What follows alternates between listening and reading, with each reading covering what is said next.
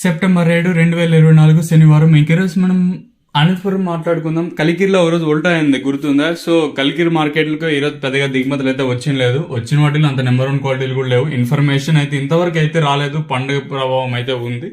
So మనం అనంతపురం మాట్లాడుకుందాం. So ప్రస్తుతానికి అనంతపురం మార్కెట్లో ధరలు అనేది ఏ విధంగా వెళ్తున్నాయి, అలాగే నేనుతో పోల్చుకుంటే తగ్గిందా లేదా పెరిగిందా వెయిట్ అనే వాళ్ళు తెలుసుకుందామండి.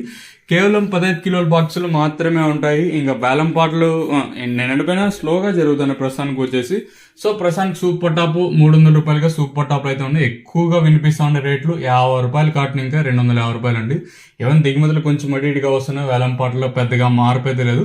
ఒక 20 ఇంకా 30, 40 కొంచెం అటు ఇటుగానే వెళ్తా ఉన్నాయి. సో ప్రస్తుతానికి వచ్చేసి మన అనంతపురం మార్కెట్లో అంటే 300 రూపాయలుగా సూపర్ టాప్లు ఉంటాయి. యావరేజ్గా అంటే ఎక్కువగా వినిపిస్తుండే రేట్లు వచ్చేసి 50 రూపాయలు కాటిన ఇంకా 250 రూపాయలు అండి.